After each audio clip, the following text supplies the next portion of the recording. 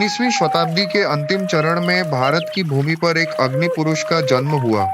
ओडिशा के कटक नगर में जानकीनाथ बोस और प्रभावती देवी के परिवार में एक नवीन ज्योति सुभाष चंद्र बोस का आगमन हुआ।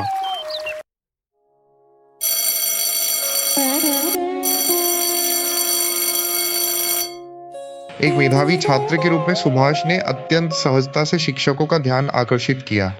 उनके मन में ज्ञान की पिपासा और राष्ट्र के प्रति अगाध प्रेम था। समय के बीतने के साथ साथ सुभाष के मन में औपनिवेशिक शासन के विरुद्ध विद्रोह के बीज अंकुरित होने लगे थे। देश की स्वतंत्रता ही उनका ध्येय बन गई। उनकी वाकपटुता और दृढ़ नेतृत्व ने अल्प समय में ही उन्हें भारतीय राष्ट्रीय कांग्रेस के एक महत्वपूर्ण नेता के रूप में स्थापित कर दिया।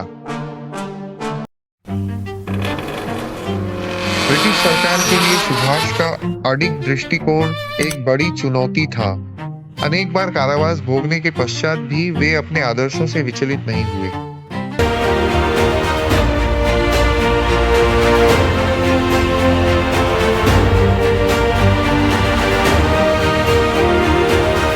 द्वितीय विश्व युद्ध की पृष्ठभूमि में सुभाष चंद्र बोस ने देश की पूर्ण स्वतंत्रता की प्राप्ति हेतु एक सर्वथा भिन्न मार्ग का चयन किया। उन्होंने जर्मनी और जापान से सहायता की याचना की।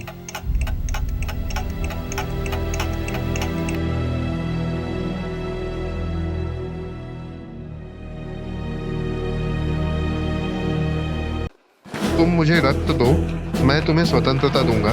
इस मंत्र से दीक्षित होकर आजाद हिंद फौज ने नेताजी के नेतृत्व में देश की मुक्ति हेतु अपने प्राणों की बाजी लगाने का संकल्प लिया। आजाद हिंद फौज के उन वीर योद्धाओं ने ब्रिटिश शासन के विरुद्ध अत्यंत साहसपूर्वक युद्ध किया।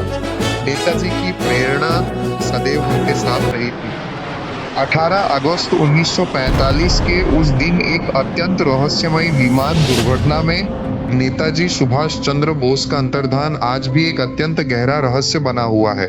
नेताजी आज हमारे मध्य नहीं है, किंतु उनके आदर्श, उनका राष्ट्र प्रेम आज भी करोड़ों भारतीयों के हृदय में अमर है। वे एक अदम्य देशभक्त थे जिन्होंने मातृभूमि की स्वतंत्रता के लिए अपना संपूर्ण जीवन उत्सर्ग कर दिया। उनका त्याग और वीरता सदैव हमें प्रेरित करती रहेगी।